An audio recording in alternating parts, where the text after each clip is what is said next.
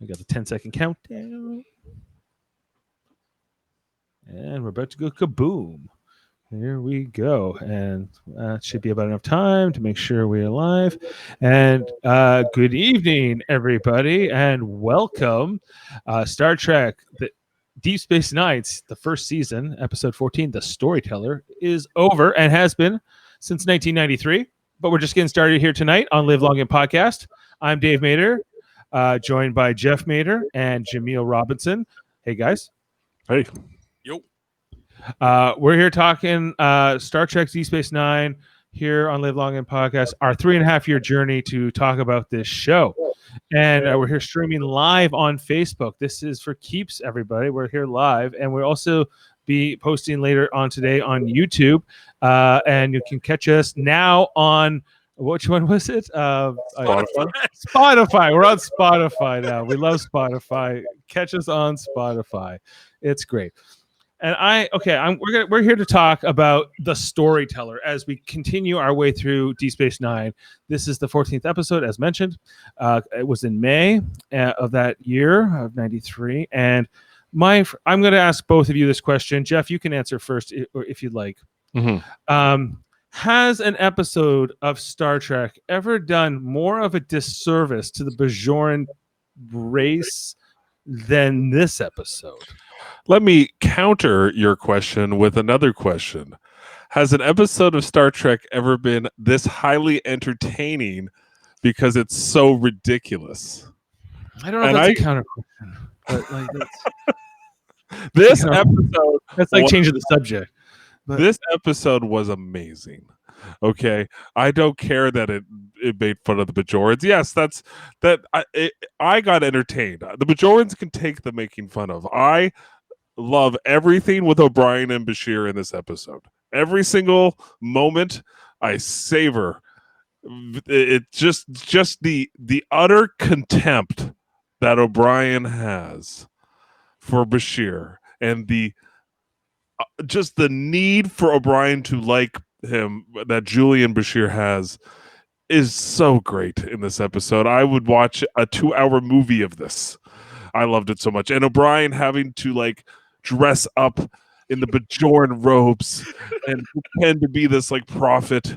And for that alone, I'm happy that they made fun of the Bajorans and a bunch of disservices they may have done. I don't care because I love it. It's my favorite episode so far. Jaemeel, your thoughts? It's been a long time since I've seen this episode, and I was very worried when it came up because it's been a rocky season so far, but then this episode just finds ways to redeem itself and how awesome it is. Oh my gosh, this is such a great episode. I am so excited to talk about this episode so much.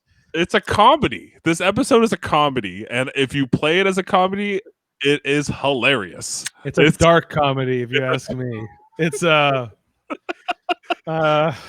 I think I just from the Bajorans, some people don't like the Bajorans, how they fit into the storyline of the show, but this episode I think is maybe suspect number one. This is an episode where, just to set the record straight, this is why where the genesis of my problem is. The Bajorans are they're a spiritual people, but they are a spacefaring race. And now every year this cloud grows in front of them, and they shine their light at it like Care Bears, and because the guy's up there doing a pep talk, and then on the station in the B storyline here, we have two rival factions fighting over a river, right? And they're gonna fight, and it's because basically a teenage girl who's about the same age as Nog and Jake, they form some kind of Star Trek brat pack, rather, and go on sort of a romp to throw oatmeal on each other and get into some mischief. So I don't know. But lives are in the balance. As well in that storyline. You think it's a comedy? I think it's a Shakespearean tragedy. Don't take this episode seriously, because this episode is not taking itself seriously, and it's pretty clear. I mean, suspect number one. I know that Bashir was only revealed to be genetically engineered later on. Spoilers, I'm sorry, but when the scene where that guy tries to stab him with the knife, mhm. and then O'Brien's fighting him off, and then Bashir comes in, and they both can't fight him off. But knowing now in retcon that Bashir could have overwhelmed the whole situation with his genetically enhanced strength, it plays much funnier because he almost lets O'Brien get killed here. He's almost like, well, maybe. Yeah, because O'Brien's a dick to him the entire episode. He's such an asshole. I mean, Bashir is uncharacteristically not nice, wouldn't you say? The whole episode, he's biting his tongue, not telling Julian how much he hates him, and like just loathes him, and Julian is trying so hard just to get him to open up and stop being a dick. Like, I don't know. Too hard. He is trying. They are like two different polarities of a magnet. And it's just like, it's so cringe-worthy awkward. This is cringe before cringe was good. You know, like The Office and stuff, where you get all that cringe humor. Little did we know, Deep Space Nine was doing it first. They really were the trailblazers for just about every style of television. Jeff, turn on your mic just a bit. It's a little deep. Oh, okay. Deep, a little deep. This is the beginning of a beautiful friendship. It is Galinda and Alphaba together, and they loathe each other, and them bumping heads. At the end, we have them basically being on the same page of how much they loathe each other. It's perfect. It's the building blocks of the entire show for their relationship. Yeah, and we get a few of those relationships here. We get the Jake Nog relationship. We obviously get the Julian O'Brien. We also get the Cisco kind of as an Odo kind of acting like, fatherly police figures throughout the episode as well. So we kind of get like this buddy cop in three different forms. And all of them for me work. Nog's a little annoying for me in this episode, but I mean, tolerable. He's not. He's pretty for who his character is at this point, and what he'll later go on to do, and him and Jake go on some dates later on. Right. He looks pretty good in this episode overall. Hapless best friend. Right. Yes. For sure, absolutely, and like he fits the role perfectly. But they're a little creepy toward this girl as well. I mean, they're like hanging out, like hanging over the railing, and Odo has to come tell them to stop being creepy. She was in control of this situation from beginning, middle, end. Yes, she lets things happen. Yes, she just lets them stroll into her room. Like, she's supposed to be the envoy for her people, and there's like no security. Like, two random people could just show up at their door and just walk and stroll right in. Yeah, she has no security escort whatsoever. This is a Civil War situation. Okay, here, let's take a quick look here. What? First of all, what is going on with Jake's outfit exactly? Yeah, here? I was thinking that it's too tight. That's for sure. If I was Cyril Lofton, I'd be like, do I really have to wear this? Like, why does Nog get pants and I get a onesie? Like, what the hell? Yeah, well, Nog gets this nice over shirt too to kind of seal it, and she's kind of like, I could have you killed, but I won't. You're kind of amusing to me, so I think you're so pathetic. You're cute. That's how she treats Nog, and she even says that to Cisco. Like, she's like, he's cute in his own sort of way. I think that this outfit though that Jake's wearing deserves a special award because it is some kind of something. I just think it's amazing they convinced Cyril Lofton to put that thing on. I mean, like, the collar here seems to match the pants, but it's space fashion, man. It's what the future was coming up with. There were so many ridiculous outfits in the history of what they never knew what to do with civilians, right? With what human civilians would wear on Star Trek. They knew exactly what aliens needed to wear, but human civilians are like, I don't know, they wear like a leotard, I guess. So they're not going to put them in jeans and a white T-shirt. Like that's not going to work, right? And now, like in Star Trek Picard and the newer shows, they try to give them like more of like their off-duty, more contemporary, like more like an old-fashioned look, I guess in their case, to look more like our time. Well, if you look at the Bajorans and what they're wearing like these like this like purple kind of like only the 90s had this like style of clothing, and then they're wearing like overalls, like leather overalls, and I don't know, it's like it's just like the costume. I guess they got to have fun with their costumes for sure. She's like, I don't know. She's like she throws a drink in his face. Yeah, That's she's awesome. right off the beginning. You're like, this girl's a bitch. Like, what's going on? Because he got her like a nice drink. Nah, she was feisty. I love Yeah. it. Yeah. Right? He called her a little girl. He showed, like, he made her feel or shown to be weak in Right. in this debate. So This she is had where to Nog stand does not her look good. Right, that's a Nog good point. throws the little things at them. ground. I love this. One of my favorite parts of it is Odo shooing them away and giving a little smirk. Right? Yes, Doing it's that parental type of like tough love. Is like they can Yeah. have their fun, but I still gotta lay down the law a little bit. absolutely. It's the second time he has smiled. He smiled a couple episodes ago, and it's great, but it's also like, oh, maybe I get why you don't smile. Oh, that's great. Yeah, this is what it is. Yeah, it's just them. I don't think they're hurting anybody hanging out there, are they? Well, they No, could fall, right. and No, they're not gonna fall. Oh, they can't fall. They can slip on your Look at them. They have no danger. that's what they say to Odo. Odo's really just saying, hey, stop throwing things at people. You know, you can be kids, but don't be kids too much. I'm going to tell you. Yeah. Pretty much, right? Odo's a lawman. He's an old Western lawman. That's his. Yeah. role. Yeah, like Nog gets up immediately gets back down. Immediately goes back to throwing things at people too. Yeah. Like Well, look, it doesn't Cisco's such a skip a little beat. brown-noser. Look, he doesn't fully commit to coming down. Yeah, this is Like, the first I of one back, of I gotta Jake's, get up. Daddy might get in trouble. and this is where Nog falls in love. I kind of like this part. This is my favorite storyline of this episode. Is like the three of them. I think it's actually.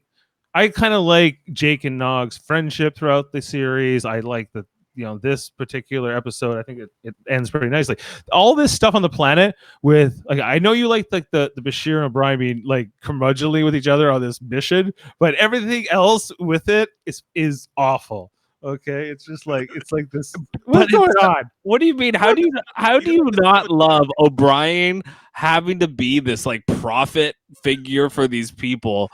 Like it's hilarious that he has to he so doesn't want to be there at all. He especially doesn't want to be there with Julian.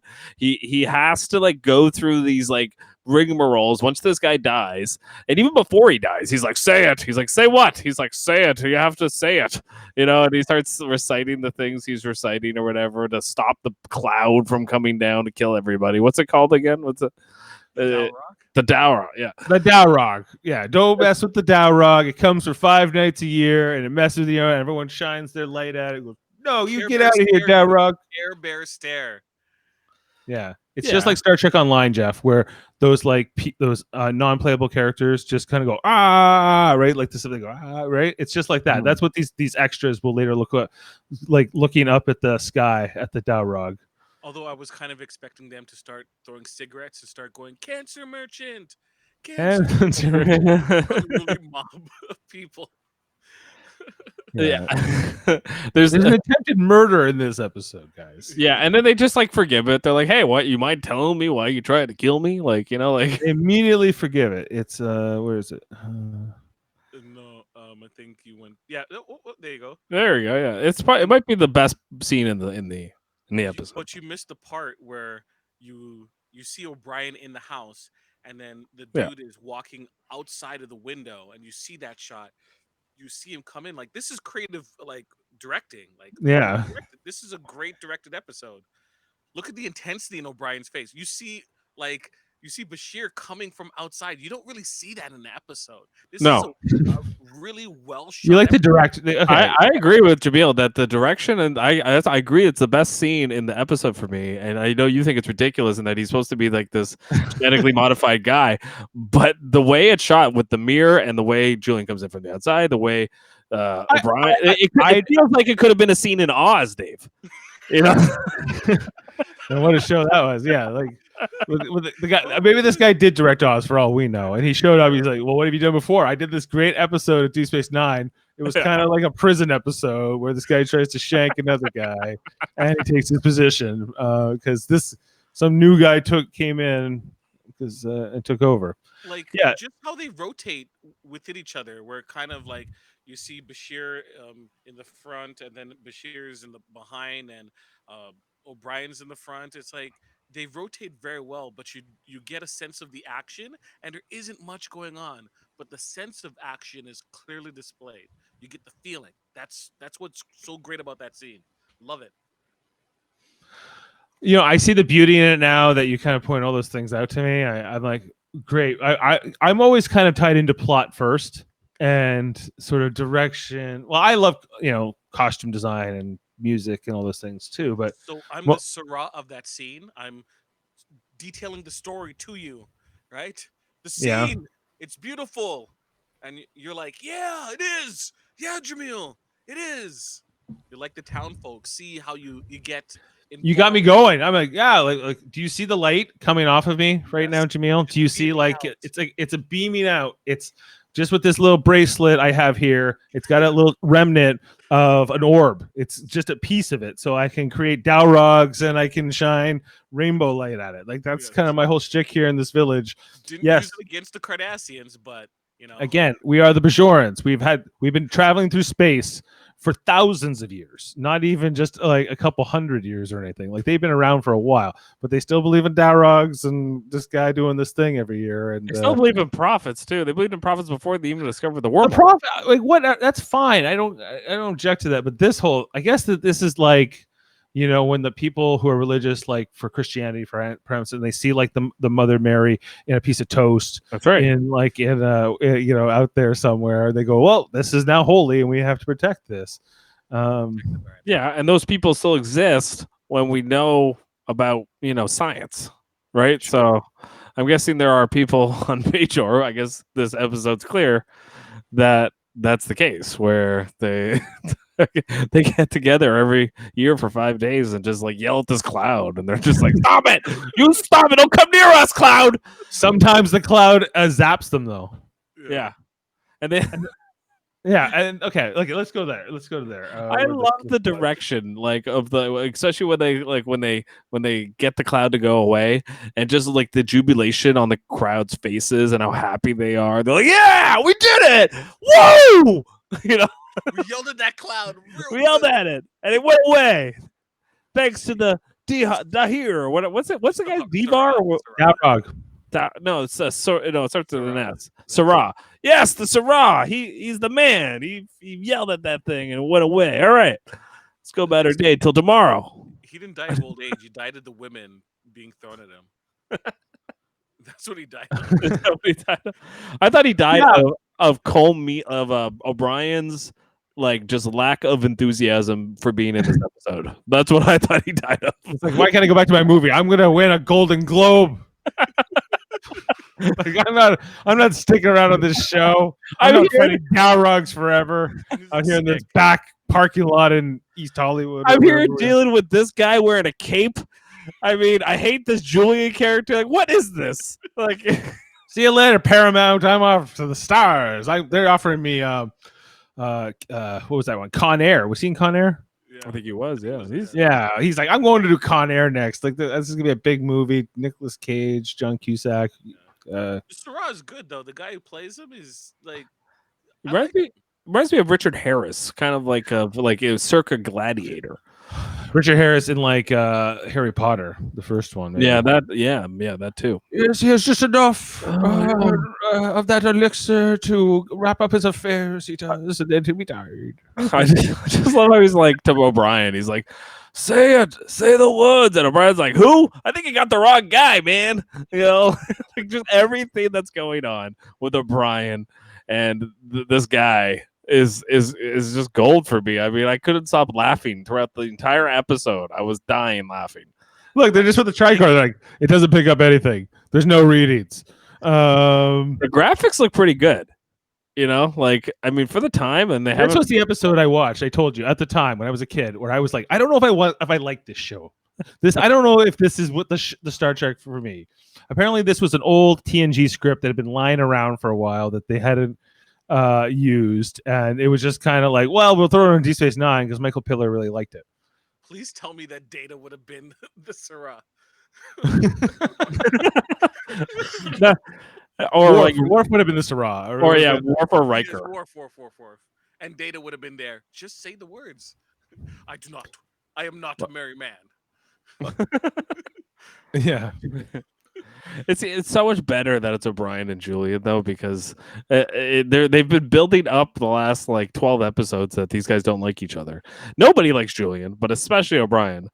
And it's just hilarious to me that there's a whole episode dedicated to like their and nothing gets fixed by the end of the episode. They're not friends by the end of this. No, not at all. Like he goes, you can go back to calling me sir. He's like, I know. Like he says that's He's like Julian. He's yeah. He's just like, yeah, I don't want you to call me Julian. He's like, good. I'm like, yeah. He's like, good. Screw you. Say the words. See you later. We'll see you at the senior staff meeting, Sir. When Cisco's having Thanksgiving dinner or whatever. We're gonna go over. Yeah, and I love that. I think he just absolutely hates that Julian outranks him, and like so he has to like kiss his ass, and Julian wants him to kiss his ass, but not if he doesn't mean it. Well, O'Brien hates that he wants him to like him, right? Yeah. Like that he needs him to like him. So they that's really why O'Brien doesn't like it, because O'Brien's like, I'm not. My job is not to like you. My job is to do my job.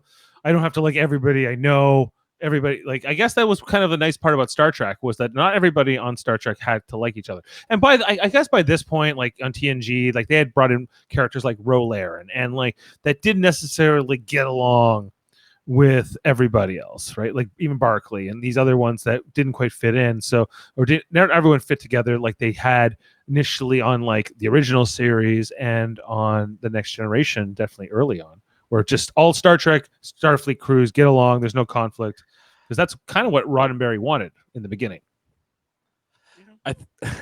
Okay, all right. I take it back. My real favorite scene in this episode is when Julian is eating the apple, and he's acting like such a dick, and he's just like, maybe the prophets really did send you, and he's just eating the apple and like it's just making O'Brien more and more mad. He's like, this Dalrock or whatever. I don't even know what it wants. It's not for. I'm not the guy. He's like, maybe you are, and he just keeps eating the apple because that's the eating an apple is the universal sign for being an asshole. Yes. And I feel like Julian does it perfectly. Dude just dies right there. He just dies. Where's the tricorder, Bashir? Not trying to bring him back. Oh, it's so great. I just love everything. A fickle crowd. He's dead, but we got a new Syrah. Yeah. Yeah. To bury him. Yeah. It's just I did all the people come into the house to greet O'Brien to tell him how awesome he is, and he's like we'll figure it out. You just have to tell the story, and you tell the story, and then the stupid cloud goes away. And then that moment when he walks up there and has to tell the story, and he's failing miserably, and then the guy who tried to kill him has to come save him. I don't know who wrote this or why it exists, but I like it because it's so bad and ridiculous. And I mean, sometimes things can be so one way that it works, and I feel like this episode does it for me. For me, I don't know. I enjoyed it. Are we getting to the Jake sploosh scene? The Jake what? Sploosh scene. Yeah. Can we talk about the oatmeal sploosh scene where he thinks it's oatmeal? I guess we better. All right. So here we see that Nog has this idea to have a prank because they're bored. I'll go and find Odo's bucket. Right. Their plan, Nog's plan, is to steal the bucket. They think that they're going to steal the bucket. To do what? Piss in it? Like they're going to pee in it, or what are they going to do to it? For a second and say that they did. It's like they say we have a pot to piss in and throw it and window to throw it out of, or no? They have the oatmeal they throw in here on Jake, but they think it's oat. It's kind of funny. Is it? It's kind. Well, it's a dick move. It's not funny. Like it'd be funny if you accidentally did it. It's not funny when you purposely do it. I don't know why Jake laughs. I mean, why? I guess he's just like, you know what? I'm not gonna piss off this girl. So he's like, you know what? I'll have fun with it. You know? Well, no, he scared him, right? Like, again, you should never laugh. That was. Yeah, it's not Sierra Clofton. Once Odo walks in, I feel bad because I feel like this is kind of mean to Odo. I feel like it's mean all around. It's like Nog's a dick, and then I love how Cisco stops him so calmly. He's like, "Where are you going? Where Such you a going?" hurry. So you're in quite a hurry." And then they Look at that walk Obi-Wan, out. it's just caked onto Sarah. Yeah. Like they let him bake in the sun there Oh, for a get the minute. girl. It looks like vomit. Like it looks so bad. Do we know what Ferengi sploosh looks like? You could tell that was like the 20th take, and that the oatmeal had dried by that point. Jody says Jake sucks. And he's You know what I did hear also? That this is actually Jody Simpson's favorite Deep Space Nine episode. Yeah, yeah. I can't corroborate that, but I move don't think aside in the pale this would moonlight. not. Jody, I know, is not a big fan of the Bajorans, and I don't believe. But is he a big fan of O'Brien and Julian hating each other? I think he perhaps I can't comment on that, but I can't quote the exact time he told me, but I swear he told me this is his favorite episode. But yeah, since this episode is basically both storylines feature Bajorans right in so some kind of conflict or crisis. Yeah, I think for sure because it has everything for Jody. It's good and the bad. It's kind of sweet and sour, if you will. If only Cass had shown up, then it really would have worked out for Jody. Tess, Troy, yeah, all of the best ones, the best characters that Star Trek had. Alexander, run interference, Barkley. Yeah, maybe a few of them. Yeah. Here's the psycho. Here's the guy that they're gonna leave in charge of the village by the end here. Yeah. It's talk about the moral question why are they trusting this guy who tried to kill O'Brien? Because it's like Jody says Jake doesn't suck as much as the Bajorans, and it's hard to argue. I don't know. This is what I think. I think this episode, as I postulated in the beginning, my thesis of this episode is that it really does a disservice to the Bajorans because it kind of makes us seem like they're kind of like easily manipulated. I guess is the word I'm looking for. One thing I would like to add, though, Jody did not disagree with my statement about him loving this episode. No, he didn't. No, because it's true. It's true. It's true. Also, I think it doesn't do a disservice necessarily to all Bajorans. I think what this episode is trying to tell you is that all Bajorans aren't the same. There's Bajorans that are arguing about this side of the river or that side of the river. There's these crazy Bajorans that are freaking think a cloud's gonna kill them. 5 times. Like there's all these different it's like humans. There's right. Okay, so they're trying to paint a tapestry of the Bajoran people. Yeah. But I guess in terms of there's not enough variation in, I don't know, even costume design and different, I don't understand what the different regions of Bajor are like. And over the 7 seasons, if they were trying to build that, and this was sort of the beginning, I don't know if it really succeeded. Very true. Very true. I mean, yeah, they don't really do a lot of that with the Bajorans because I feel like they just thought it would get too complex for the viewer. That they're coming in and out of Bajorans storylines. Now I got to remember where this guy's from, this province or whatever. So I don't feel like they wanted to do that for just viewability. It's not Tolkien. No, Jaemeel, I can hear you, right? You can. I can hear him. Jody can't. Jody says he can't hear you. Maybe it's just not. Turn up your volume there, Jody, because Jaemeel is a little quieter than me. He's quieter compared to the two of us. Sorry about that. I apologize. I feel like Jeff, you and I should turn our mics down so that. No, I'll just talk really louder. Yeah, about better. how much Jody loves this episode. Oh, and he loves the Bajorans. He loves the Bajorans. He says we should do an episode on the worst characters in Star Trek, and that would be a fun podcast to do. Everyone has to pick their worst character. Worst character. Who are the worst characters? And we'll have a tournament, I guess. A lot of people won't like mine. He's saying he's seriously. We told him before the podcast. I was super quiet. Sorry about that. I will talk louder. But you know what he is super loud about? How much Jody loves this episode. He loves this episode. He does. He loves He what the said- Bajorans have to offer. I mean, they really, create a tapestry of what Deep Space Nine really brings to the Star Trek universe. I mean, without the Bajorans, what would we have? I don't know. Without what would we? What we wouldn't have certain characters, I guess, and And We wouldn't have Darrock. We wouldn't have O'Brien acting like an idiot in a robe in this episode. Exactly. And also the ceremonial robe that they told the gentleman who was supposed to be the Sarah to you don't deserve to wear it. O'Brien pelts it to the ground at the end of the episode and just leaves it laying. The ceremonial robe. yeah, He's like, he just says leave you it can't. there. Just I don't pause know why it they there. Pause it there for a second, Dave. If that is not reason enough to love this episode, I do not know what is. This image alone. It's like he's coming in like Liberace to do a concert. He's like, voila, you're gonna go do a He thing. looks like Elton John as he's about to go play Tiny Dancer. I mean, that's what he looks like. Oh my gosh. Oh, it's so great. Yeah, I love he's- this episode. It's so funny. Like, I mean, I feel like Cole Meany and Alexander Siddig knew this was ridiculous, and I think and I think they played it up, and they were like, "Let's at least try to act like we hate each other as much as possible, and That'll distract people. It'll distract people in like 27 years." 3 guys will watch this episode and laugh their ass off, and I think it paid off.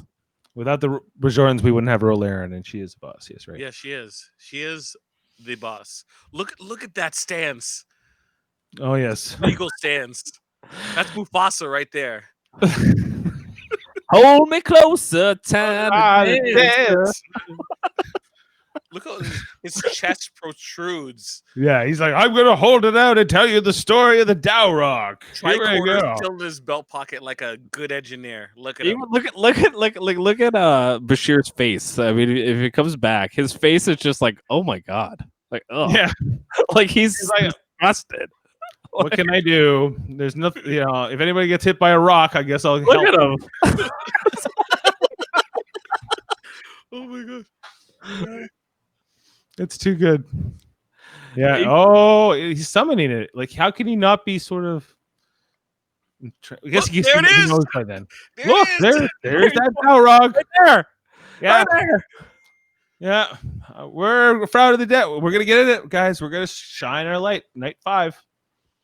Here we Was this go. the last night? Yeah, I didn't know. Yeah, this is the last night. He has Yeah. to finish it out, right? He doesn't. It would have been funny if he had to do this like 4 times in a row, or Night 2, he just looks dead after he finishes. He's like, oh my and then he god. finds like a new purpose with after night 4, maybe. I don't know. I'd kind of be interested to see that arc. Yeah, I don't know. I don't know. Yeah. Dave, you haven't really given your opinion much, other than you think it does a disservice to the Bajorans and you like the Jake Nog. Anything else, Dave, that you like about this episode or dislike? Because everything about it, I love. I mostly am down on this episode, guys. I can't help it. I would say the only thing I like. He's like, what? I really only like that it features Jake and Nog's friendship. I don't care about what it does to Bashir and O'Brien's friendship, because by the end they don't like each other still. So it's almost like, well, I guess in the greater scheme of things that's nice, but at this point it's like, come on, like you're both kind of, you're not who you really truly are. I don't feel like either character feels like the O'Brien and Bashir I'll come to really know, that I'll be used to throughout the later half of the show. But it's interesting to see how they were building it here. It's just it feels flat. It falls flat for me largely. I don't get a lot of value out of the rewatch on it. Oh, you're missing the And then goal. when this Care Bear happens, scare. when the Care Bear stuff starts, and look, they're fighting. Woo, get it! Like we're gonna shine our light at it until it goes away. Woo! It's just You're not supposed to take this episode seriously. Like, I mean, you're missing the point. I'm with you, Jody. This is not a great one. O'Brien, like it's not like it's so. If this is what the rest of the series had been, every episode like this, Right. I agree I'm with on you. board. Yes. I don't want this every Where's week. my tickets to board this train? Jaemeel wants that version of history where they just made this like kind of episode over and over again, where they just it's just I love how he throws the ceremonial robe down. Look, he goes, let's get out of here. Just He's there like, to I left it on the rock. See you if later. he could, he'd be throwing those people to the ground and stepping on them. Like he has no interest in any of this shit. Like If he's anyone asks, the Federation did a great job here, and Starfleet is awesome, right? So yeah. O'Brien was salty ever since he left the Enterprise, Jody says. Yeah, he's pretty pissed off this whole first season. He's in a mood. yeah, he is. But what? He didn't want this promotion. I just think like he does like I think Jody's right. Like he's pissed that he's not on the big show because at this time, I mean, TNG is still going on, and he's not on the big show. He's on the B show, which is doing episodes like this, and he's probably thinking, "Oh God, is this what we're doing for like 5 seasons or whatever, however long this goes? Are we just going to keep doing this?" Because I'll go make movies and try to win Golden Globes. I don't He's want a good actor. He's almost too good for this show in some ways. Like I know his character O'Brien, he was also kind of underused, but I guess Colmeany's career was just taking off more at this point, especially through the 90s. And yeah, he didn't have to stay on Star Trek, but I guess it was a steady gig as well, so he did it. And what we get out of O'Brien later on, but this is before the whole O'Brien must suffer, or if I may postulate, this is the first chapter of O'Brien must suffer in Deep Space Nine, with him having to go on a road trip, a 3-hour car ride to Bajor, a 3-hour car ride back from Bajor, and about maybe a 2-day camping trip in a village that's but 2 days. The Dalrog's trying to get them. where he has to dress up like Elton John and pretend to be a prophet and yell at a scary cloud. Like that is what's going on in this episode. It's so ridiculous. It works. See, I think that if the fact that the Deep Space Nine as a station was moved from Bajor, the orbit of Bajor, to the wormhole, and that the station became a whole thing, is in itself the point, right? Because O'Brien, yeah, I guess it wouldn't have been as much of a promotion. I don't think this was a plum assignment, Deep Space Nine, before the wormhole popped up. It could have been a transitional job. Yeah, it was mostly like, yeah, it's out on the frontier. It's a noble cause. It's a noble mission, but it's kind of dangerous. The Cardassians might show up. Who knows? And the Bajor has got a lot of problems to solve, as we can see. This is just, on the long list. Like, this is not the last Bajoran-focused episode we'll watch, but I think it's maybe, I don't know. I don't quite like it, but I guess I do like it in some ways too. You're kind of turning me around on this. I think it's because it's what you said before, that they used a recycled TNG script. I'm guessing it wasn't going to be the Bajorans in that script. It was some unidentified alien race that they would have used in that script. Yeah. And so to use the Bajorans, you are probably taking away creative control from like an Ira Stephen Bear, who was probably wanting to do very, obviously much different stuff with the Bajorans, a lot more what we'll get later in like Duet, right? So they're playing around in his kitchen with the TNG script, and Cole Meany should be happy that they took him off TNG, because this is what they would have given him and on TNG, and now the sad thing is he had to do it on DS9 anyway. But so my question is, if this was a script from TNG, what was going to be the B storyline? Would it have been like Alexander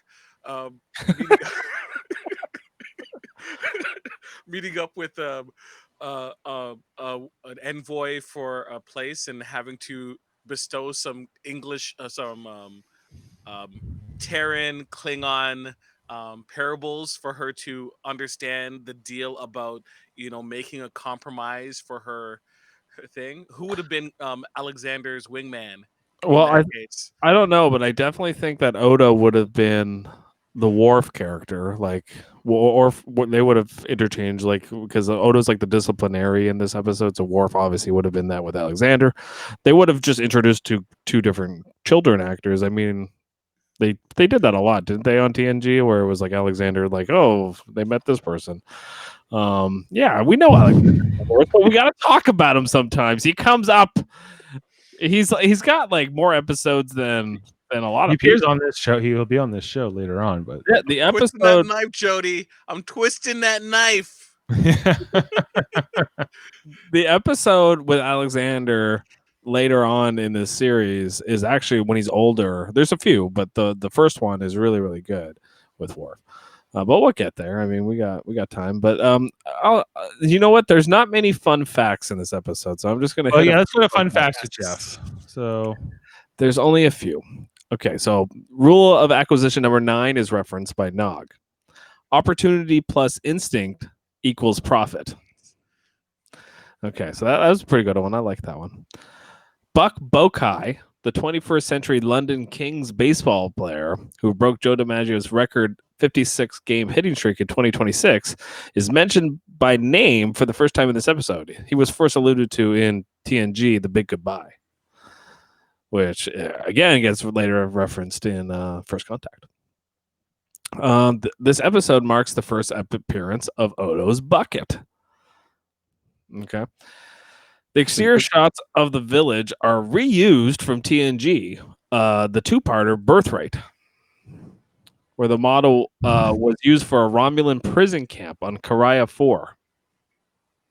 right, Karaya 4. You say. This was the first episode to show the beginnings of friendship between Julian Bashir and Miles O'Brien. I mean, was it? Were they friends at all throughout this episode? I guess Julian does save his life. I impressed myself on that one, actually. It would have been, you know, would have been hilarious if they had done that. Julian set up that guy to try to kill Miles, so he could come in and save him, so they could become friends. That would have been such an Oz, like, you know.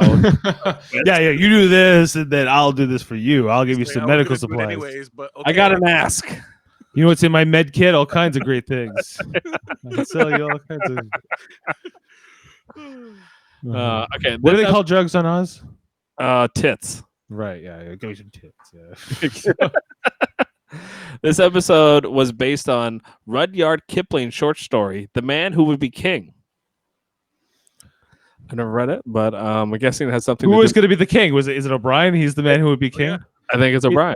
Yeah. Isn't the Santa Claus, like with Tim Allen, also kind of the same story where you kind of a fish Yeah. out of water and you're kind of thrust into it? I feel like that's exactly what this is like. A lot alike. Yes, is that movie, which is funny. Okay. Buck Bokai was born in Marina del Rey, California on October 31st, 1998. So he was -5 at the time of the airing.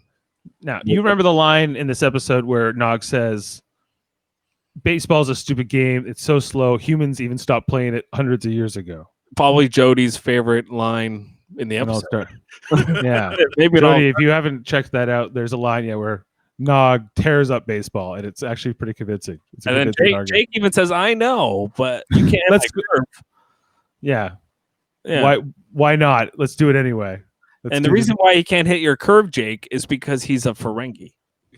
And that's probably why. And he's also like 4 foot tall, and I mean, and he doesn't want to play Strikes, though. baseball. He But doesn't later want- on, he will play imagine baseball. swinging with those ears. I mean, that can't be good. All right. Okay. Yeah. Kurt Michael Bensmiller originally pitched this story for the first season of TNG. So we're on season, I believe it's 6 of TNG at this time, or is it season 5? 6. 6. They've gone through 6 different seasons and passed on this script 6 different times. Like, like 6, whatever it is, 24 times 6.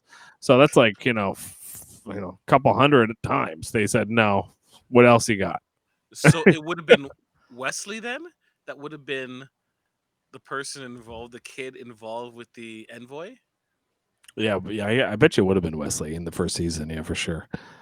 Shut up, Wesley. Several. Oh, yeah, go ahead. Do you think Alexander would have been friends with Jake and Nog in this? What was her name? The leader of the. Her name is She came back. Varys Sul. Varys Sul. So, given name Sul. I'm guessing so. Sul.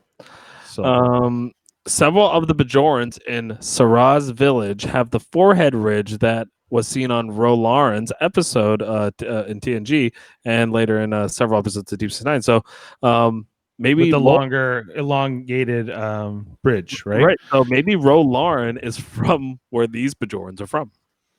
And maybe this is kind of like the more religious, superstitious people in Bajor.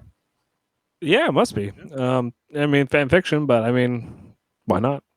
Aspects and of this Jody agrees with me. Jake and Alexander would end up together. So aspects of this episode later became crucial in the post What You Leave Behind relaunch novels, such as Fragments and Omens in the second volume of Worlds of Star Trek Deep Space Nine, as well as Warpath, Fearful Symmetry, and The Soul Key. The village scene in this episode is called Sadao in the novels, and the orb fragment is called Pog Varam.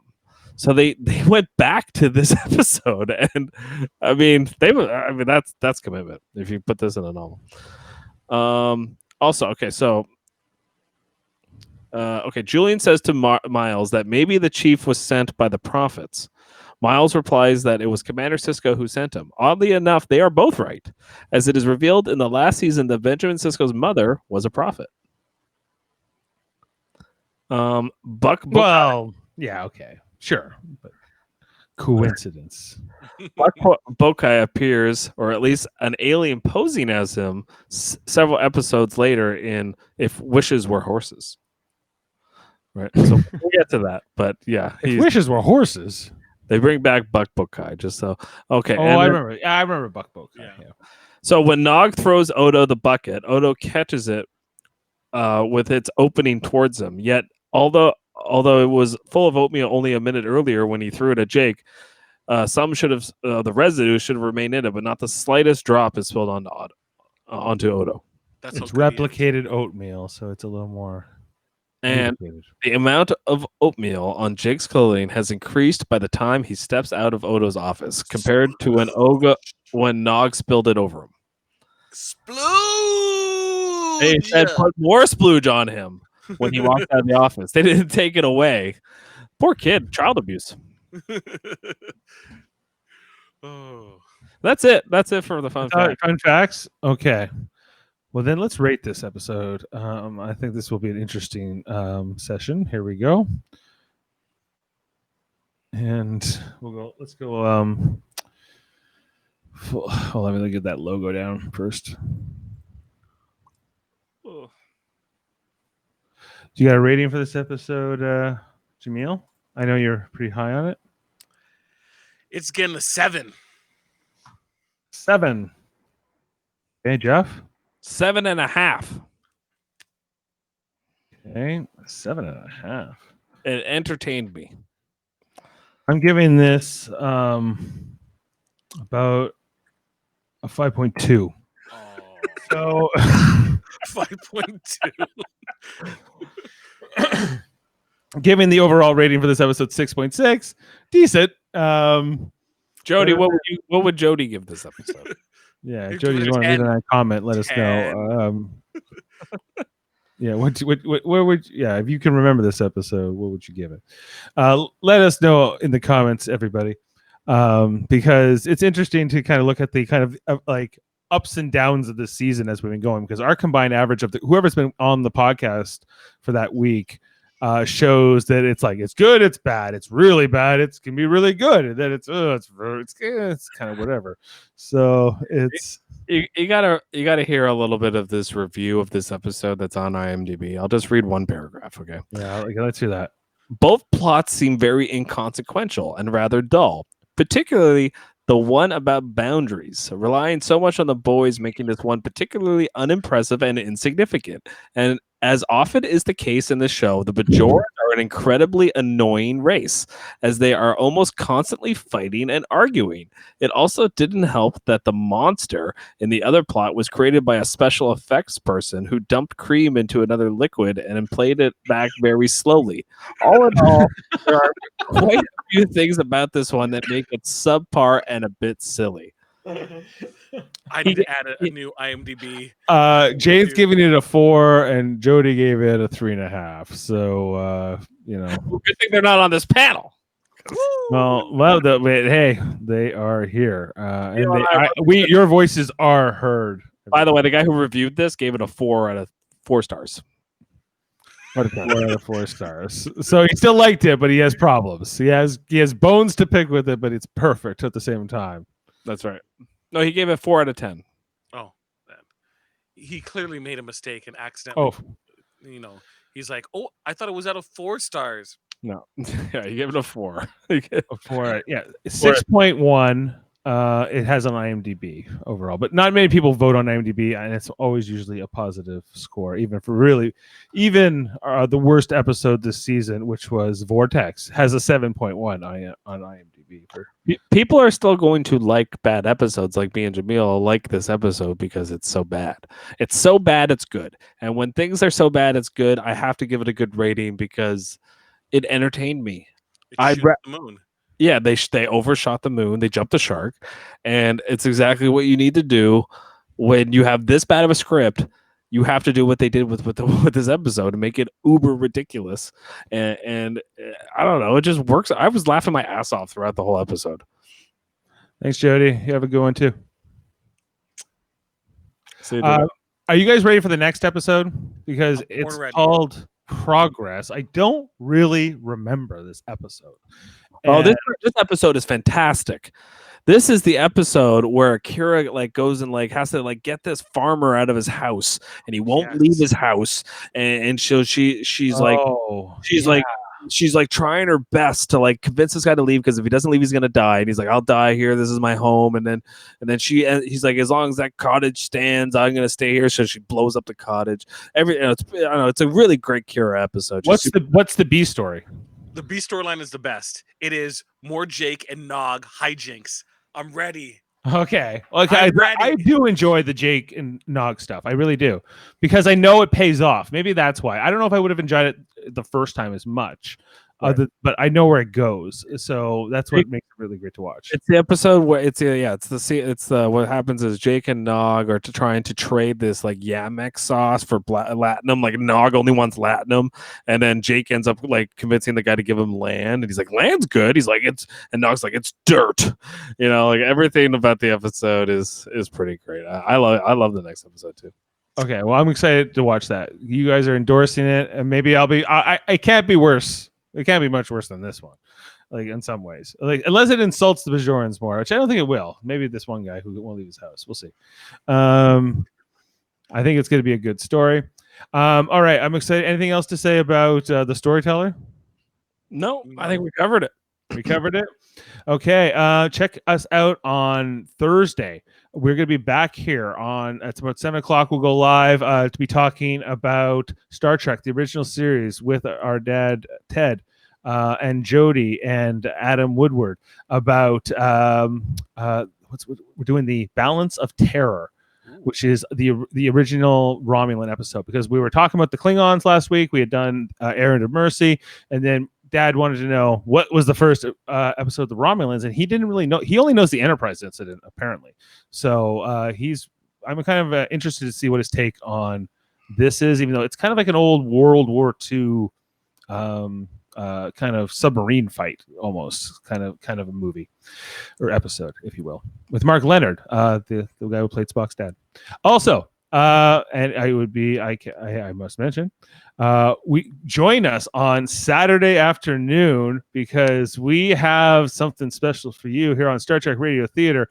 We're going to be going live, doing an episode of the original series called By Any Other Name, which features a whole bunch of Kelvins who hijack the Enterprise and basically turn the crew into hexagons. So it's quite the story. We have 2 new cast members joining us on Star Trek Radio Theory, Nightingale Nguyen and Michael Chan, both taking on a couple of characters. Nightingale in particular taking on James T. Kirk, which I am very excited to hear, against Jeff's Spock and Jane's Leonard McCoy. And Jody's Scotty, and Jody, this is the episode where they have to get the ship back from the Kelvins using a multiple of methods, including liquor, getting getting some of the aliens drunk and seducing them. There's all kinds of romps. This is actually a really fun episode, and you can listen live on Saturday afternoon. You can also listen afterwards on the audio podcast. This will be narrated by Ashley Millard, and who's also going to be playing a couple of other characters, including Nurse Chapel, as you can see. Are you guys excited for this one? Yes, I am so excited. Oh my gosh, it's gonna be great. I don't know what to say for this one. You only got one role, Dave? I only have one role. I'm playing Rojan, the leader of the Kelvins, and he has a lot of dialogue in this episode, so it wasn't kind of fair for me to. Once you have that character, everybody else is trying to keep up to how much dialogue he's kind of has in that episode. It's kind of it's a strange episode of the original series in that way. So I'm playing the villain. I'm kind of playing the main villain, or the leader of the villains. Strange, as in Kirk doesn't have all the lines. That's what you mean. Kirk has all the lines most of the time.